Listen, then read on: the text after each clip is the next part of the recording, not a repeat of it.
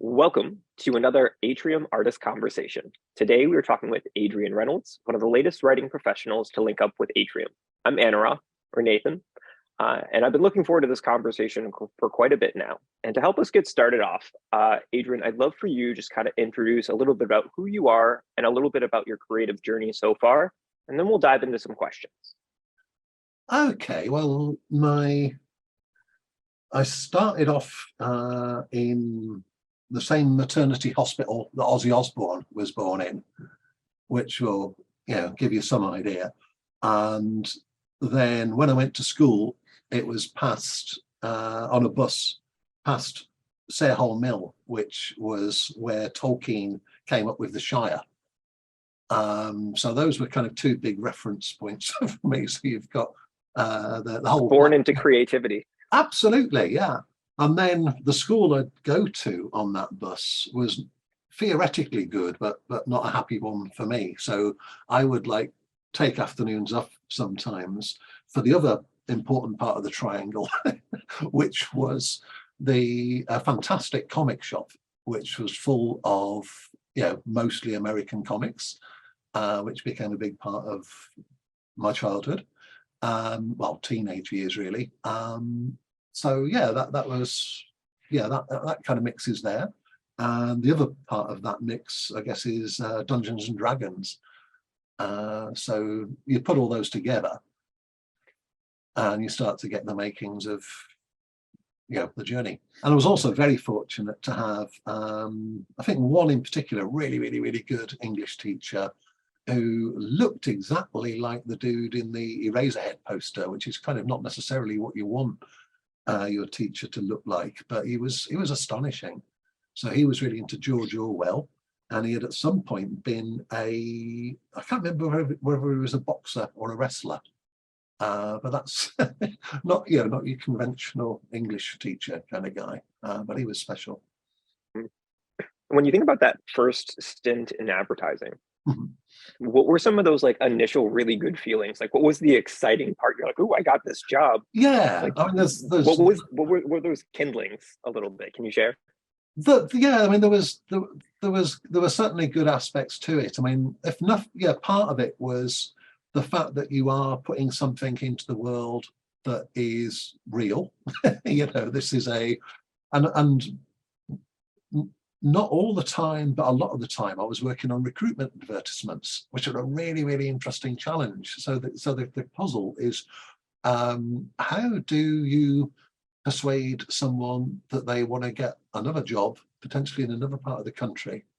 Yeah. And this was at a time when employment was pretty good. So it's not like thousands of people going for every job. That was a really interesting challenge. And you've only got about 3 paragraphs in a headline and potentially an illustration to do it. And I was actually really proud with some of the work I came up with there. And it was at a point when in London, I was attending the London Cartoon Centre, which is where, David Lloyd, who drew V for Vendetta, which Alan Moore wrote. Oh. He was one of the tutors, as was Alan Moore. I never got to meet Alan Moore there, but David Lloyd complemented an anthology that I'd put together there, which included artists. I mean, one of them certainly went on to do work for 2000 AD, a lot of Dark Horse stuff. And then I know from advertising, you kind of got into script writing from there, right? Yeah, and the things get a bit dark at this point, basically, because my the impetus for a lot of things was my brother's death, and so that happened. So at that point, I'm doing the job in London, and but my family's in Birmingham, and what's going on is much more important there for all of us. And then the thing is, well, all right, now what? So, and the answer to that became, well, I've discovered that I can be paid to write things that I'm not personally invested in, but I know I've got a talent for, and I can do it to a deadline. So what happens now if I attempt to write things that do have some meaning for me? Mm. And then that led me to in all sorts of interesting directions, one of which was to, there's a great resource locally called the Sandfield Centre, where they had kind of community drama workshops, which were led by people who also taught at RADA, Royal Academy of Dramatic Arts in London. So it's an incredible opportunity. And I was lucky to get along there sort of year two, which I think in retrospect turns out to be good. It's like year one, it's like they're working out what the hell's happening. Mm-hmm. Year two, it's like, yeah, this is good. So I accidentally got there at the right time. And the tutor who I really took to was not the one who'd got the more impressive credentials, but the one who had written and performed in the very first play that I am aware of going to when I was about 6 or 7 years old. You know, That's so serendipitous. That's crazy.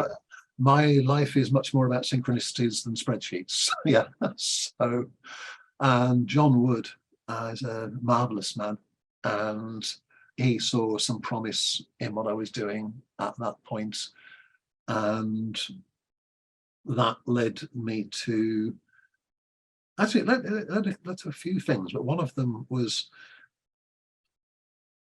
just realizing that I didn't necessarily think like other writers. So, and that became apparent when, one weekend there was, like workshops happening, and there was some stuff with actors and some stuff with writers. And so one day I'd hang around with writers, and, there would be, it was fairly quiet for the most part. And, they'd be eating their lunches and all this. So, yeah, it's nice. But then the next day I hung out with the actors, and it's like, oh, I've just made this fantastic salad with 12 ingredients, and I just happen to have some less. Just please have some. So the totally different headspace that they're occupying, and I thought, wow, this is good. And in a very natural way, because I'm thinking, well, look, we've got actors here, we've got writers here. It's like, and I seem to be the only one who kind of connected the dots. I think there was anyway. So out of that came a short play, my first play, which was called Probably a Robbery, which was inspired by the kind of life I was leading at that point. So it was at the point of, so it was, put it this way, it was about a pirate radio station based at a 24-hour garage. So it's kind of dance music culture and shenanigans, let's just say. Yeah. So you've got that, and then that was and I got to see it staged. That's the first, so that was good. It's only about 25 minutes long, something like that, but it was good. And and it was fun. There was a soundtrack for it, which a DJ friend had done, and there was I think 3 actors. And then somewhere along the line, I think my mother sent me a something from a newspaper, and it was from the Times, the Times of London, that one. And it was we've got a film writing competition, and I'd never written for film. And it wanted a film treatment, and I didn't really know what one of those was. But I had I kind of worked it out, and I sent it to the Times, and it was one of the winners. There was like a couple of thousand entrants or something altogether, and there was 6 winners. And so then I'm going from being unemployed in Beeston, which is the part of Nottingham I was in at that point, hitchhiking up and down and having adventures, to being in an office with Tim Bevan, who's produced 4 Weddings and a Funeral, all this. And it's so that was a bit of a shift. Your life has so many genuine and like fulfilling experiences as you talk through it. Like it's really interesting to hear you talk about all these. And the common theme for me is there's always people for you. Like it's not necessarily the experience, but there's always a person with the experience that you attach something to. Oh, thank you. And at least no, that's a really lovely way to put it. Yeah, thank you. And it's just, oh, like I'm curious. Like it's making me think about my own life in ways, and like how do I see like the periods of time, and who were the people that were really influential in that? And I think it's a yeah. really good way to reflect. So I'm enjoying that part of the story there. Oh, It's really interesting to thank kind you. of see come You've together. yeah, no, I've got something new from that as well, so that's great. Yeah, and yeah, so and then all of a sudden, it's all right. Now what happens? and and in fact, I just wasn't ready for some of the things that could have happened at that point. Yeah. So I was introduced to an agent who was good, and she could see that the quality of the writing I'd got was decent, but I didn't really have a sense of what a structured story was and any of this. And that's kind of okay. But what I did have, it's hard to remember the exact sequence now, but somewhere in all this as well. Oh yeah, another thing I did that was good was I got in touch with there was a filmmaker who was looking to do a short film, and I approached him without a script, but just saying, look, it seems to me that we've got an opportunity to do something here. And that actually worked for him really, really well. So we did a short film. It was basically, he'd kind of, for want of a better word, inherited a script that someone else was developing, and I developed it further with him, which again, in terms of entertaining stories, then leads to this thing being shot on 35mm in London, in an area where you had the kind of security for the gear was basically provided by people who would have been helping themselves to it had they not been paid to be the security. So it's like, all right, we can make that arrangement. So, so then I approached the BBC and got to write a couple of episodes of a daytime medical drama show called Doctors. But to do that, you've kind of got to write a sample script, which is not an issue. And I actually prefer the sample script that I wrote to the ones that got broadcast, but that's fine. Well, because they're your original intent, right? It's your creative vision versus the Well, show's it creative was vision in a sense.